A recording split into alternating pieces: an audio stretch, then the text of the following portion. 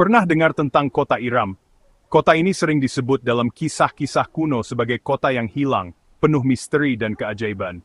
Banyak orang penasaran, seperti apa sih kehidupan di sana, dan siapa saja yang tinggal di kota megah itu. Kota Iram terletak di Al-Ahqaf, di antara Yaman dan Oman. Kota ini adalah rumah bagi kaum Ad, manusia yang dikenal sangat tinggi, kuat, dan kaya raya.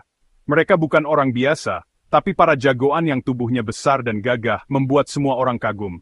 Kaum Ad membangun rumah-rumah megah dari batu besar yang kokoh, dihiasi pilar-pilar tinggi yang menjulang ke langit. Kota mereka dikelilingi kebun yang subur, penuh tanaman hijau, hewan ternak, dan sungai yang airnya selalu mengalir. Hidup mereka sangat makmur, tidak pernah kekurangan apapun. Setiap hari, mereka berpesta pora, menikmati makanan lezat, musik, dan tarian. Kota Iram selalu ramai dengan perayaan dan kegembiraan. Mereka merasa paling hebat, seolah-olah tidak ada yang bisa menandingi kekuatan dan kekayaan mereka. Namun, semua kemewahan itu membuat mereka lupa diri. Mereka menjadi sombong, merasa tidak butuh siapa-siapa, bahkan melupakan Tuhan yang telah memberi mereka segalanya. Mereka hanya sibuk memamerkan kekayaan dan kekuatan. Kaum Ad mulai menyembah patung-patung buatan tangan mereka sendiri.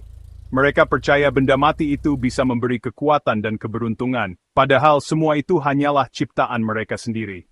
Mereka suka memamerkan otot dan kekuatan, sering menindas yang lemah, dan merasa tidak ada yang bisa mengalahkan mereka. Kaum Ad benar-benar lupa daratan, menganggap diri mereka paling hebat di dunia. Sifat sombong dan lupa diri inilah yang akhirnya menjadi awal dari masalah besar yang menanti mereka.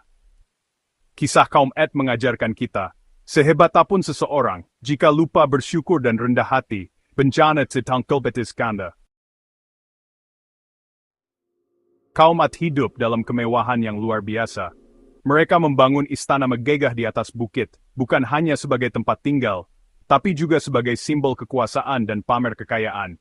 Setiap sudut kota dipenuhi hiasan mewah, dan mereka berlomba-lomba menunjukkan siapa yang paling kaya dan berkuasa. Hampir setiap malam, pesta meriah digelar. Makanan lezat dan minuman melimpah, musik dan tawa tak pernah berhenti. Namun di balik kemeriahan itu, mereka menindas yang lemah, tak peduli pada orang miskin dan yang membutuhkan. Mereka benar-benar yakin hidup hanya untuk bersenang-senang. Tak ada rasa takut akan hari pembalasan, tak ada rasa syukur atas nikmat yang diberikan. Semua peringatan dianggap angin lalu, seolah-olah kebahagiaan duniawi akan bertahan selamanya. Di tengah kesombongan dan kemewahan itu, Tuhan mengutus seorang nabi dari kalangan mereka sendiri, Nabi Hud. Ia hadir sebagai cahaya di tengah kegelapan, membawa pesan kebenaran. Hud berbeda dari kaumnya. Ia dikenal jujur, bijak, dan sangat peduli pada sesama. Hatinya penuh kasih, dan ia selalu berusaha menolong yang lemah. Melihat kaumnya semakin tersesat, Hud merasa sangat sedih. Ia tahu, jika mereka terus seperti ini, kehancuran pasti datang. Dengan penuh kesabaran, Hud mengingatkan kaumnya, mengapa kalian menyembah patung-patung yang tak bisa memberi manfaat? Sembahlah Allah, satu-satunya yang memberi semua nikmat ini. Pesan Hud sederhana namun dalam, tinggalkan kesombongan, berhenti menindas, dan kembalilah ke jalan yang benar sebelum semuanya terlambat. Bagaimana reaksi kaum Ad? Mereka menertawakan Hud, menganggapnya aneh. Kami tak akan tinggalkan tradisi nenek moyang, kata mereka. Hud tak menyerah, terus mengingatkan tentang kekuasaan Tuhan. Tapi mereka menuduh Hud pembohong, mengejek, bahkan melemparinya. Mereka menantang, kalau benar Tuhanmu ada, datangkan saja hukuman itu. Kesombongan mereka menutup hati dari kebenaran. Setelah penolakan, hukuman datang. 3 tahun kemarau, sungai kering, ternak mati. Kaum Ad tetap keras kepala. Suatu hari, awan hitam datang. Mereka senang mengira itu hujan. Tapi Hud tahu, itu azab yang mereka minta. Awan itu membawa angin dahsyat, bukan hujan. Angin menderu, menghancurkan rumah, mencabut pohon, menerbangkan tubuh mereka. 7 malam 8 hari, tak ada yang selamat dari kaum Ad. Apa pelajaran dari kisah kaum Ad? Jangan sombong. Kaum Ad adalah contoh nyata bagaimana kesombongan bisa membawa kehancuran. Mereka adalah bangsa yang kuat, makmur, dan dihormati di zamannya. Namun, mereka lupa bahwa semua kekuatan dan kemakmuran itu adalah titipan dari Tuhan, bukan hasil usaha sendiri semata. Mereka hancur bukan karena lemah, tapi karena merasa tak terkalahkan.